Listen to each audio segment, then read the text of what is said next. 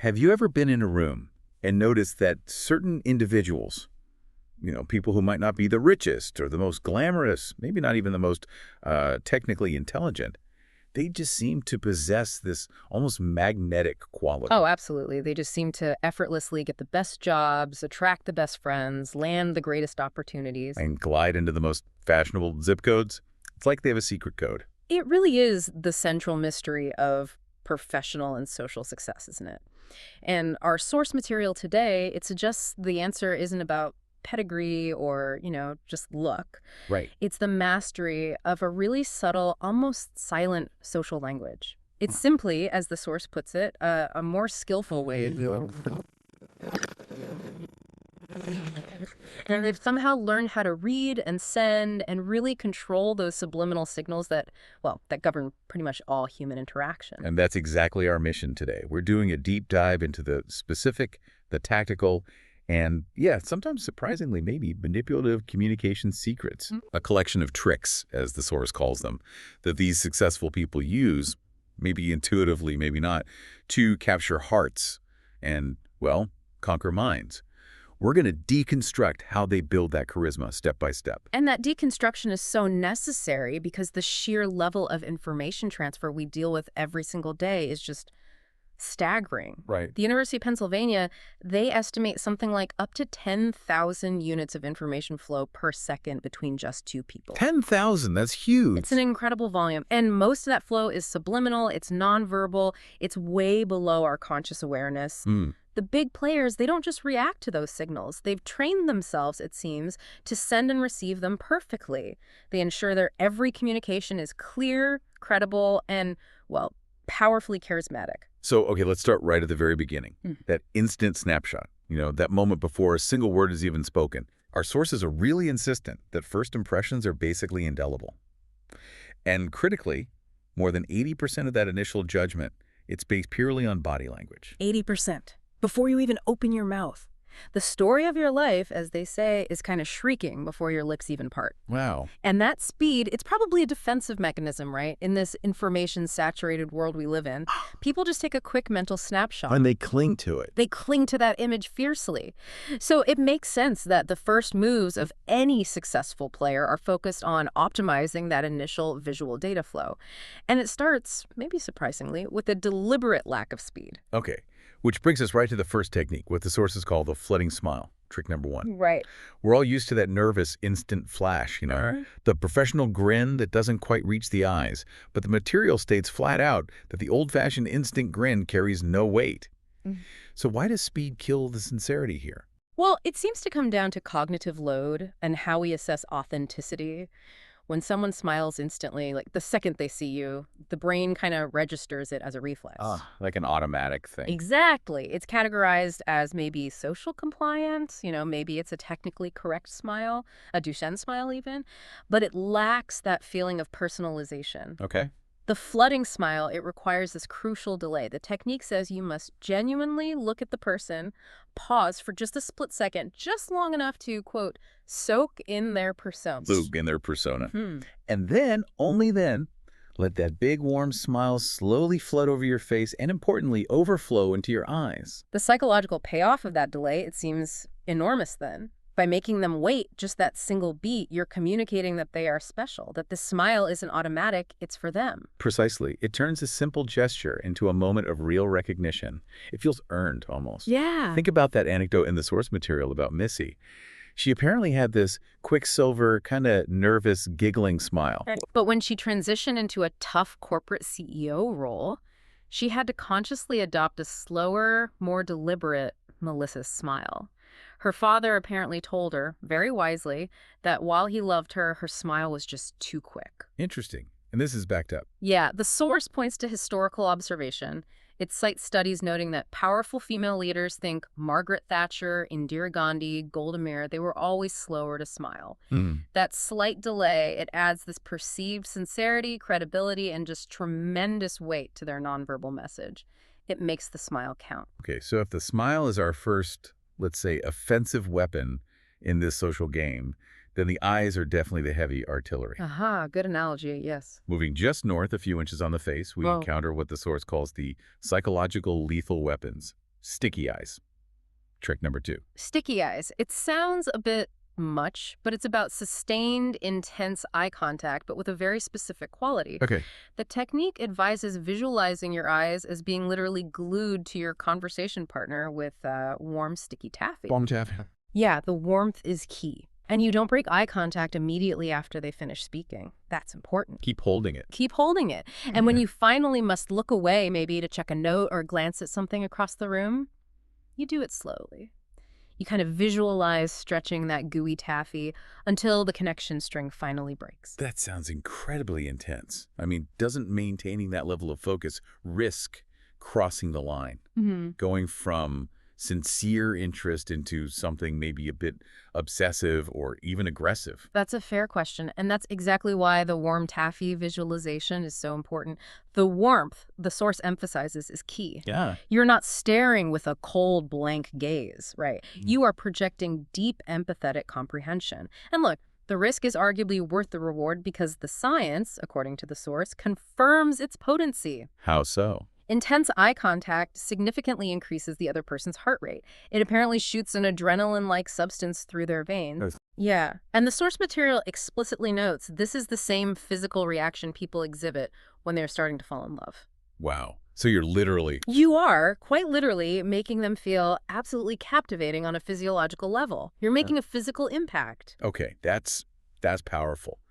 You're broadcasting a strong message. You're intelligent, you're focused, you're an abstract thinker maybe, all those desirable leadership traits. Exactly. But I seem to recall there was a crucial nuance mentioned, particularly when men are communicating with other men. Yes, that distinction is vital. The source is very clear on this. If two men are discussing something personal, maybe sensitive matters, too much intense, continuous staring can easily be misinterpreted. A challenge. As a challenge, yeah. Or aggression. It can cause the listener to feel threatened or even hostile.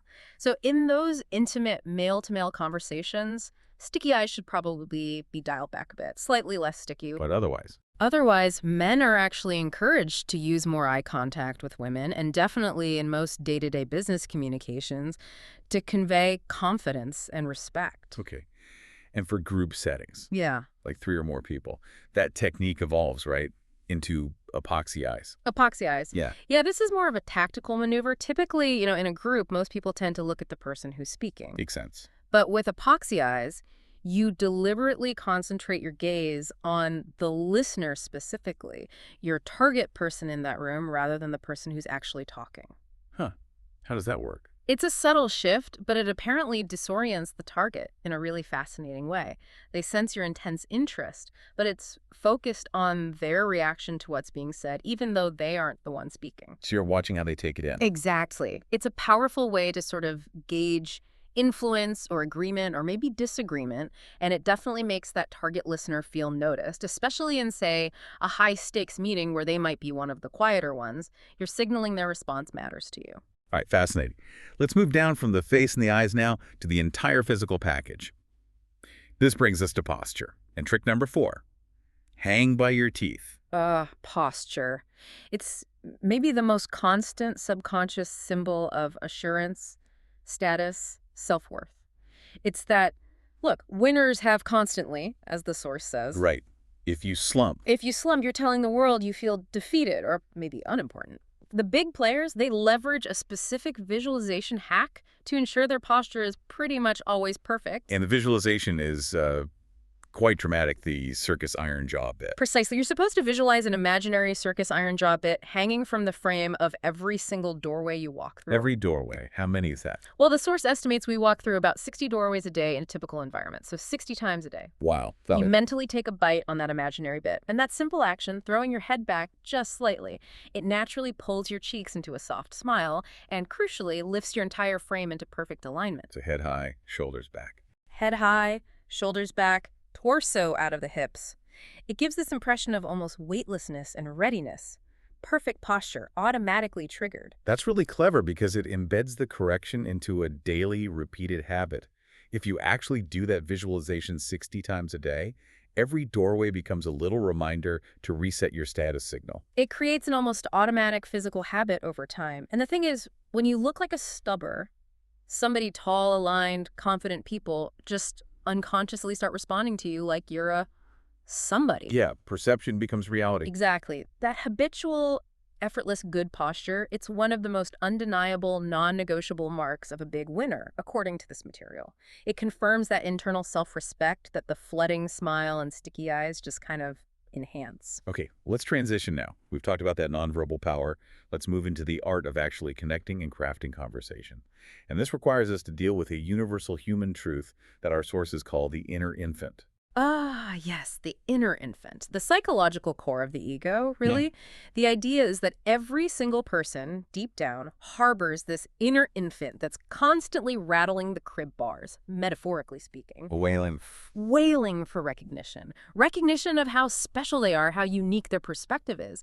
This core human need just to feel validated and acknowledged, it's the absolute foundation for building immediate, deep rapport. And the first technique designed to soothe that infant right away is the big baby pivot, trick number 5. Right.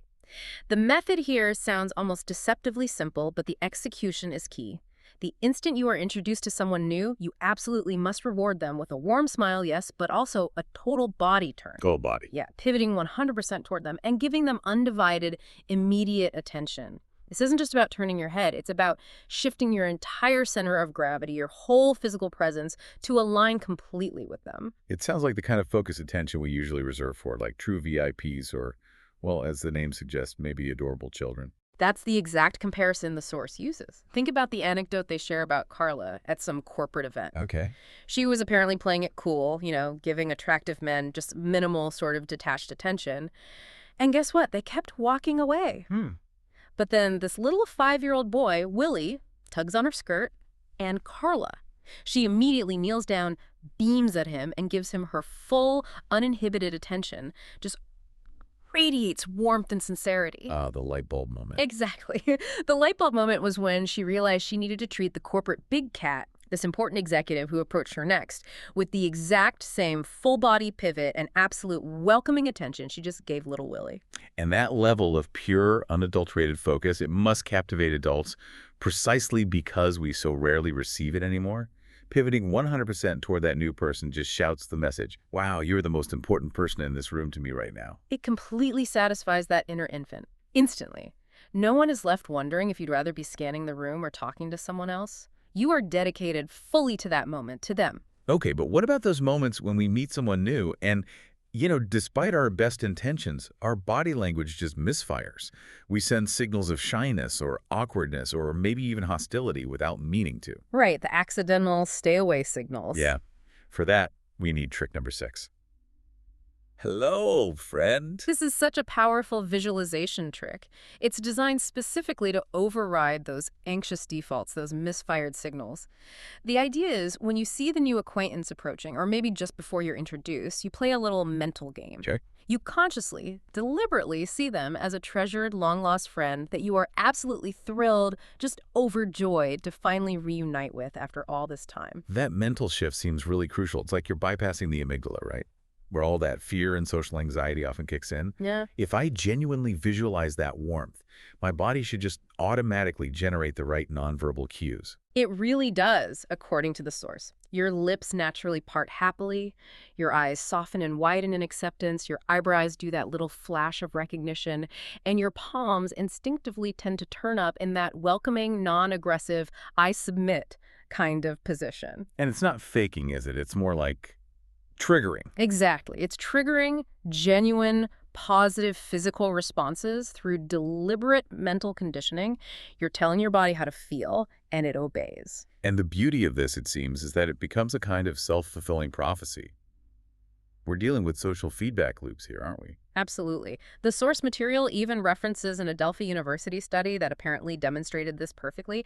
Acting as though you genuinely like someone Leads to you actually liking them. leads to you actually forming a real affinity for them, yeah. And critically, the recipient of that projected warmth, they tend to reciprocate. They express higher respect and affection back to you in return. So warmth begets warmth. Respect breeds respect. Pretty much. It's a positive upward spiral initiated by your own mindset.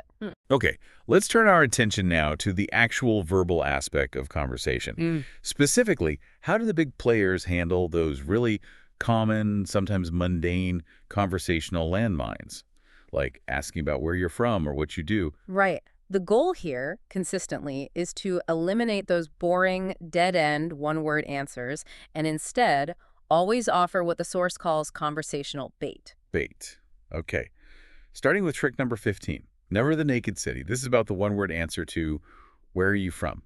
Yeah. If you just say, Columbus, Ohio, and stock, well, you've basically given your conversation partner homework. Homework. Yeah. You've asked them to come up with the next intelligent question, which unfairly burdens them and, frankly, it often kills the conversational flow right there.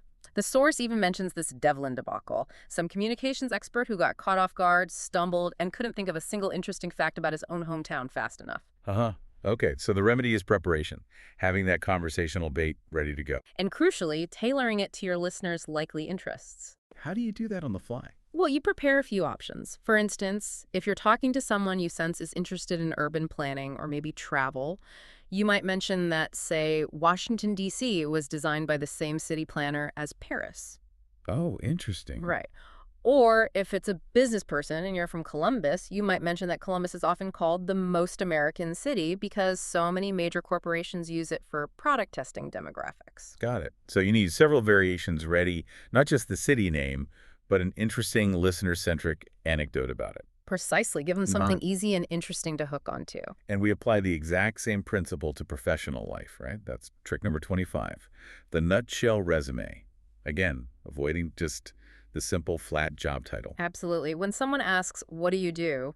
Simply naming your profession, I'm an accountant, I'm a teacher, it's often too rigid, too limiting. Just like a savvy executive tailors a written resume for each specific job opening. Big winners prepare several verbal resumes.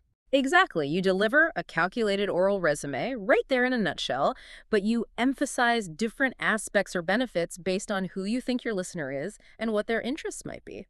The example they give of Gloria the hairdresser is just a masterclass in this, isn't it? It really is. So if Gloria is at, say, a business convention, her nutshell resume is that she specializes in flexible, time-saving hairstyles for the busy businesswoman.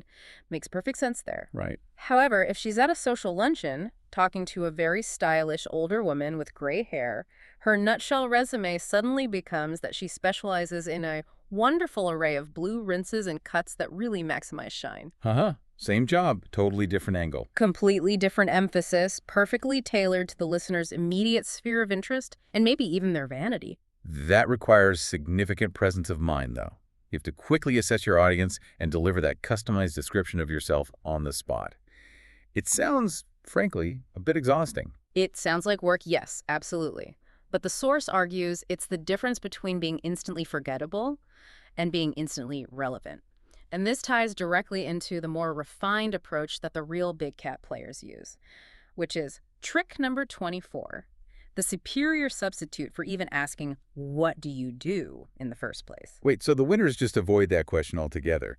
But it seems like such standard cocktail party chatter.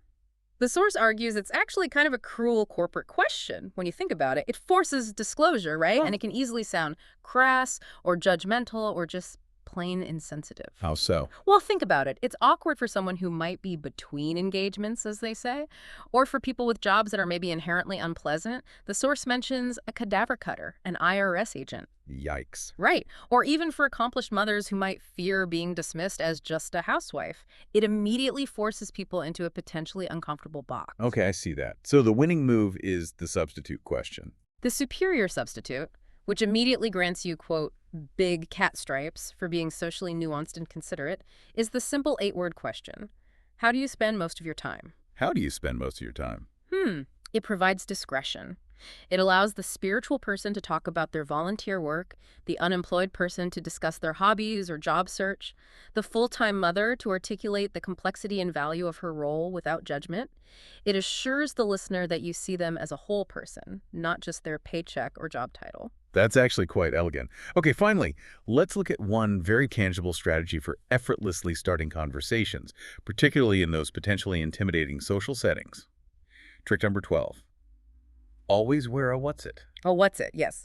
A what's-it is simply anything unique or unusual that you wear or carry. It could be a distinctive pin on your lapel, a strange tie, maybe Greek worry beads, an interesting piece of jewelry, even a strange purse. And the purpose is purely functional. purely functional, to give strangers who might want to approach you an easy, low-risk excuse to initiate dialogue.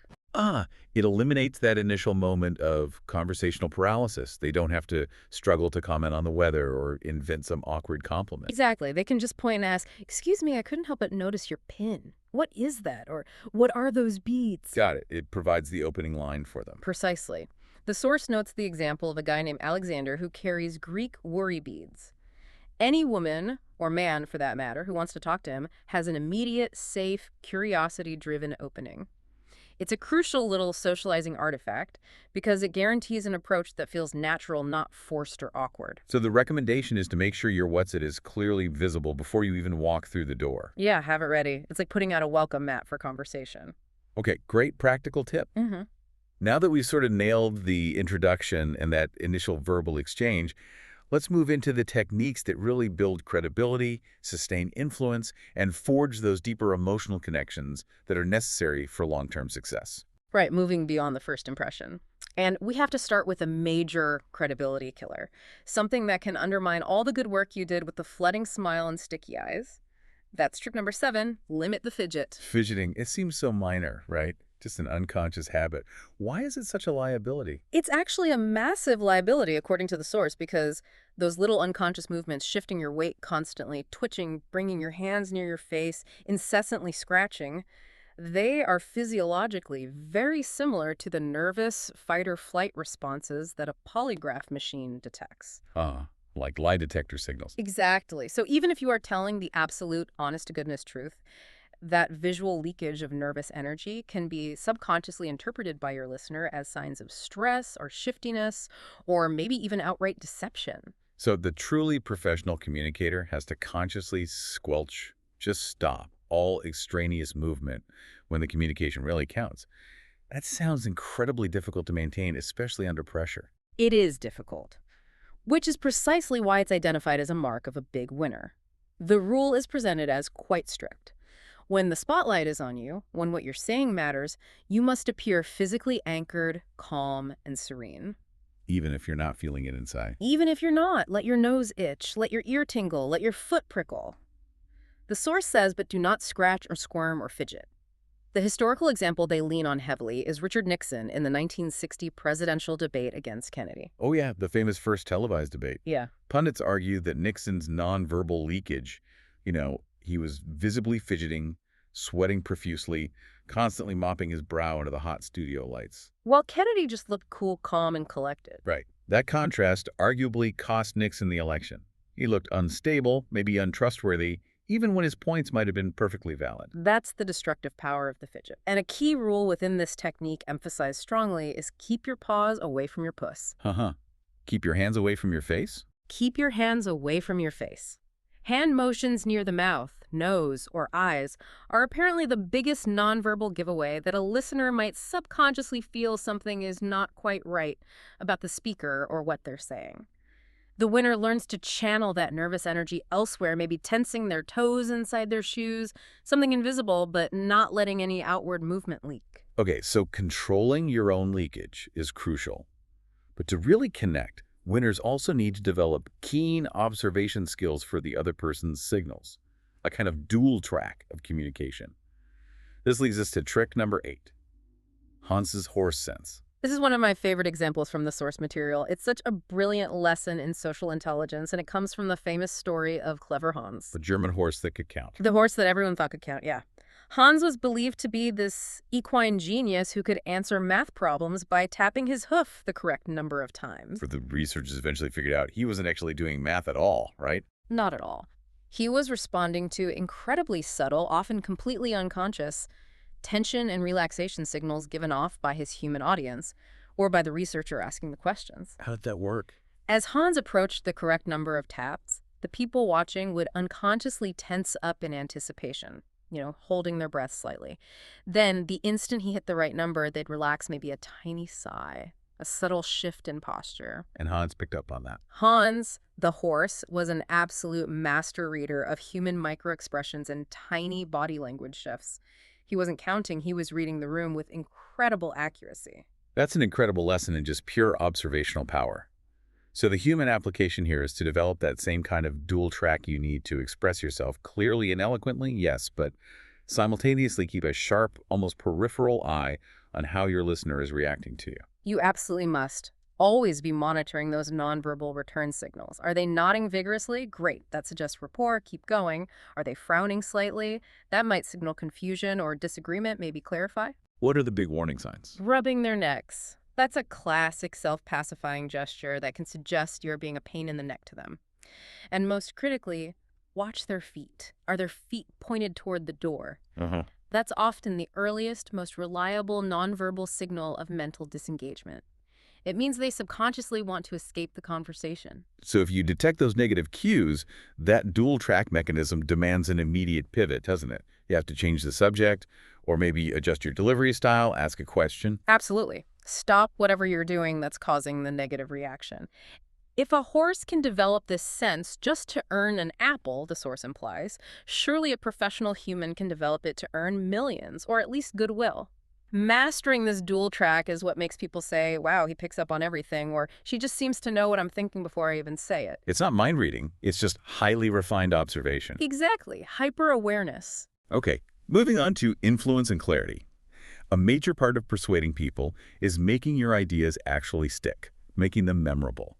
That brings us to trick number 46, potent imaging, which is all about the strategic use of analogy. Right. Ideas themselves are often abstract, maybe dry. Analogies make them concrete, relatable, and much more memorable. But the real power, according to the source, isn't just in using an analogy, it's in personalizing it. Personalizing it how? You must use analogies and metaphors that are derived from the listener's world, their interests, their hobbies, their profession, not necessarily from your own. Why is that personalization so critical? I mean, if I'm a finance expert, why can't I use a really clever options trading metaphor to explain risk to someone who loves gardening? It might be a perfect metaphor. Because if you use your own specialized terminology, even in a metaphor, you immediately risk sounding like an outsider who's lecturing the listener. You increase their cognitive load. They have to translate your world into theirs. But if you use their terminology, the language of their passions or their work, you create this powerful, subtle illusion that you share their interests, that you understand their world. It hints at a deeper rapport, and it eases the mental pathway for them to grasp your concept. Okay, can you give us some concrete examples of this potent imaging in practice? Sure. Let's say your client is an avid gardener. You don't just talk about quarterly growth projections. You talk about sowing the seeds for long-term success or ensuring the project bears fruit. You use garden language. Okay. If your boss owns a sailboat, maybe you discuss a new concept that will definitely hold water or an idea that will absolutely stay afloat financially. Got it. If they play tennis or golf, you tell them your proposal hits the sweet spot or that this new strategy is a hole-in-one. Using their lifestyle language lends immediate punch and staying power to your points because it evokes positive, familiar images from their personal world. It makes your idea feel like it belongs to them. That's smart. Finally, in this section, let's talk about navigating emotional turbulence. This seems absolutely critical for dealing with upset clients, frustrated colleagues, or even loved ones. Trick number 87, echo the emo. Echo the emo, yes. The underlying principle here is incredibly simple but often ignored. Facts speak, but emotions shout. When someone is in the grip of a strong emotional storm, they're angry, frustrated, feeling hurt or wronged. Their frontal lobe, the rational, factual part of the brain, is often completely offline. It's overwhelmed by the emotional surge. Think about the classic scenarios the source gives. Right, like a customer who rips their brand new expensive pants at an elegant restaurant, or a patient arriving in the emergency room with a cracked skull after an accident. They're upset, maybe scared, definitely agitated. And the natural, but often disastrous response is to jump straight to the facts, right?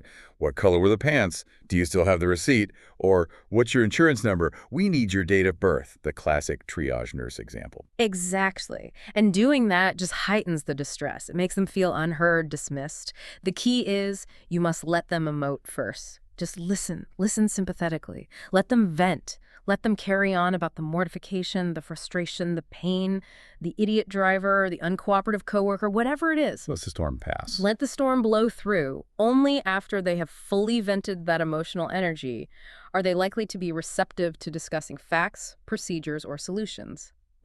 And the specific technique is to actively echo their emotion back to them. So instead of jumping straight to the LO Bean return policy for the ripped pants. The winning customer service agent validates the feeling first. When the speaker recounts the story of the ripped pants, the best response isn't about shipping labels or return codes. It's something like, "Oh my goodness, he must have been absolutely mortified. I'm so terribly sorry we caused you all this pain and aggravation." You're mirroring the emotion. You're mirroring and validating the emotion, the humiliation, the pain, the anger.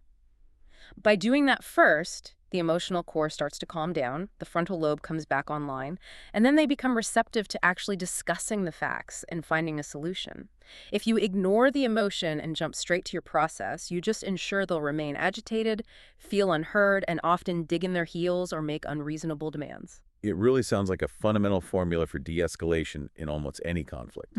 Acknowledge the human element before you get to the transactional element. It really is. You meet them where they are emotionally. Only then can you effectively guide them toward where you need them to be factually or logistically. Okay, we've covered establishing that crucial credibility and connection. Let's shift gears completely now. Let's talk about the high-level tactical moves used by, say, political figures, corporate heavyweights, the real big players, to dominate social networking situations. This is about strategy, efficiency, and making an absolute unforgettable impression in those high-stakes environments.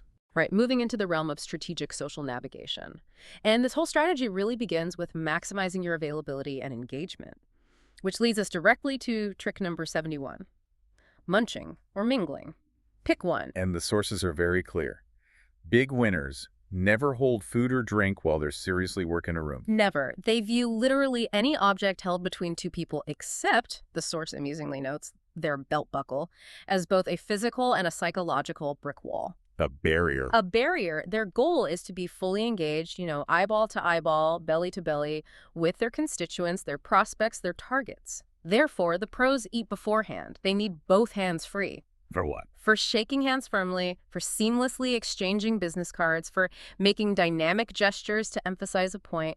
They absolutely do not want to be forced into that awkward circus juggler's talent routine, trying to manage a slippery wine glass and a tiny messy hors d'oeuvre while simultaneously trying to network effectively. It just doesn't work. Okay, so hands-free. Then, when they arrive at the event, they don't just sort of slip in unnoticed down the side. They use a very deliberate diagnostic technique called rubberneck the room. Rubbernecks the room. Trick number 72. This involves stopping, quite dramatically, right in the doorway and taking a slow, deliberate, panoramic survey of the entire scene. Almost like a SWAT team leader assessing a situation before entering. Why the dramatic pause? Doesn't that risk being perceived as arrogant, like you're drawing too much attention to yourself? It could be, if done poorly or with the wrong attitude. But the source insists the big players are doing it for purely tactical assessment, not to show off. They are diagnosing the social terrain. What are they looking for? They locate the bar off in the center of social flow. They listen to the buzz, trying to gauge the mood of the room. They see who is talking to whom, identifying power clusters or potential allies. And critically, they identify their specific targets for the event. So they plan their route. They determine their attack trajectory, exactly. Who they need to talk to first, second, third, based on importance, proximity, opportunity. Only after completing this quick strategic assessment do they confidently stride into the room to make their first calculated move. It's about efficiency married to presence. And to ensure they maximize the results of those calculated moves, the big players leverage data. They make people feel like absolute movie stars by using trick number 75, tracking minutia, which is often operationalized through trick number 76, the business card dossier. Tracking minutia. This means actively listening for and remembering the tiny, highly personal details about someone that most people hear and instantly forget. Like what? We're talking about things like their dog's name, their preferred brand of wine, something specific they mentioned about their child's school play, maybe even the punchline of a joke they told that they clearly thought was hilarious. These are the minute details that are often far more important to that particular person than major global affairs. And the business card dossier is the system for actually capturing and using this personal data. It's essentially the analog database for building intimacy. The technique is simple. Immediately after chatting with someone important, the big winner excuses themselves for a moment, pulls out the person's business card, flips it over, and scribbles notes on the back. What kind of notes? Loves Sancerre, hates golf, kids, Billy and Sue, 5th grade, told joke about penguins, complained about uncomfortable shoes, whatever snippet seemed personally relevant. This data gets filed away immediately, mentally or physically. Okay, and then comes the follow-up power, right? That's where the magic happens. Weeks, maybe even months later, you initiate a brief communication, could be a quick phone call, a short email, or ideally, according to the source, a handwritten postcard, and you reference that tiny specific detail you recorded. Like the politician example. Exactly. The politician who jots down a note and later sends a card asking, "Had any good Sancerre lately?" That instantly wins the heart of the recipient. Why? Because it confirms their deep, often unconscious conviction that they are uniquely interesting, that they are a star around whom the world revolves, at least a little bit. It creates this powerful, lasting sense of intimacy far more effectively than any generic business follow-up ever could. It shows you were really listening, and they mattered. Okay, next is a concept that moves beyond specific tactics into the sort of invisible dynamics of human relationships. Trick number 92. The great scorecard in the sky. The great scorecard. This is all about relational debt and advantage. The source argues quite strongly that between any two people interacting, there is always an invisible scoreboard floating above their heads. A scoreboard. Yeah, constantly indicating who currently holds the social advantage, who is entitled to deference from the other, and who owes whom in the relationship bank account, so to speak. And this score is apparently in constant flux, shifting daily, even hourly, based on every interaction, every favor given or received. And the fundamental rule governing this scoreboard is? The player with the lower score on that invisible scorecard must always pay deference to the player with the higher score. Define deference in this context. Deference means showing respect, basically. Being respectful of the other person's time, offering to pick up the lunch tab, readily agreeing to meet at the top dog's office instead of your own, maybe being overly gracious in negotiations, acknowledging their status. It's the constant, subtle acknowledgement of who holds the relational power in that specific moment or context. Okay, and what happens when a person fails to observe the scorecard? If they don't realize they're down and act accordingly? The source is quite blunt. They are thrown out of the game permanently. The social penalty for obliviousness to relational debt is apparently quite severe and often final. Wow. They give an example, don't they? The classic example is Charles, the guy who stood up his date. She had apparently prepared this expensive, elaborate pesto dinner just for him, and he just didn't show. She had to throw it all away. Ouch. Score plummets. Score absolutely plummets. Massive debt incurred. So instead of immediately calling her, profusely apologizing, and inviting her to an elegant restaurant to try and make amends, What did Charles do? he called the next day and casually asked, "So when can we reschedule dinner at your house?" Oh no. He not only ignored his massive debt, but asked her to put in more effort and expense again. Exactly. He was completely oblivious to how far his score had plummeted on that invisible scorecard. He was essentially asking his major debt holder to lend him even more time, effort, and pesto. His utter failure to pay deference, to acknowledge the imbalance he created, disqualified him from the relationship game with her permanently. Big players, the source stresses, are acutely aware of the status and the debt score at all times. They keep track. Okay. Finally, the really big players seem to strictly observe certain boundaries, recognizing specific contexts as inviolable safe havens for communication. There are 3 crucial ones highlighted here. Yes, 3 critical safe zones. First, trick number 83. Parties are for pratter. Pratter meaning pleasant chatter. So parties are strictly for... Pleasantries, fellowship, light connection, maybe laying groundwork. They are absolutely not for confrontation, heavy negotiations, or making serious business demands. Breaking this rule, even if you get away with it in the moment, usually results in a long-term social penalty. That's the story of Jane, the mailroom clerk. Exactly. Jane apparently decided that the CEO's annual Christmas party was the absolute perfect moment to corner him right there by the eggnog and make her very serious demands about improving the company's childcare cost contributions. Bold move. How did it go? Well, the CEO, being a smooth operator, handled the confrontation graciously in the moment. But the source notes he mentally logged the serious faux pas. Jane broke the unspoken rule of the safe haven. She brought battlefield tactics to the ballroom, and she likely risked her future trajectory because she failed to understand the context. Serious business stays out of the party. Okay. Second safe haven. Trick number 84. Dinners for dining. The dining table is considered the most sacred safe haven of all. Apparently so.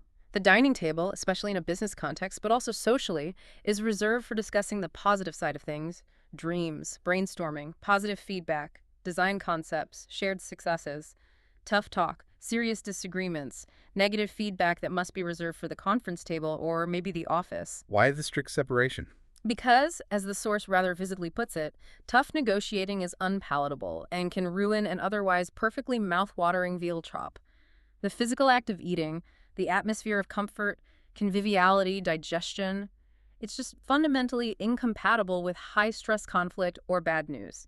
You poison the well, or the meal in this case. So save the heavy relationship discussion or the budget cuts for after dessert, maybe. Make sure everyone can actually enjoy the delicious chocolate souffle first. Precisely. You want the lingering memory of the meal, and by extension you to be positive and pleasant, not associated with stress or confrontation. Protect the sanctity of the shared meal. Okay. And the final safe haven, trick number 85. Chance encounters are for chit-chat. What's the rule if you unexpectedly bump into a VIP, say, a major prospect, or your boss's boss in the supermarket checkout line? The rule is absolute. You do not capitalize on the unexpected meeting by launching into your product pitch or bringing up that proposal you sent. That is considered social entrapment. They're off duty. You're ambushing them. So what do you do? You keep the melody sweet and light. Pure chit-chat. Hello there, BW. How great to see you. I hear your son just got into college. Fantastic news. Keep it brief, keep it personal, but not too personal. Keep it positive, and then let them get back to their shopping. What happens to the person who ignores this? The Willie who sees his chance. The Willie who spots the big winner buying cereal and immediately brings up his company's widgets with that desperate gleam in his eye, trying to seize the moment. That Willie never gets his follow-up call returned. But the gracious Willie, the one who respects the safe haven of the supermarket aisle, keeps the interaction pure chit-chat and shows social grace. That Willie often receives a surprised and grateful call the very next day, simply out of relief and appreciation for their tact. Wow, this has been an absolutely astonishing journey into the deep strategic layers of social dynamics and communication.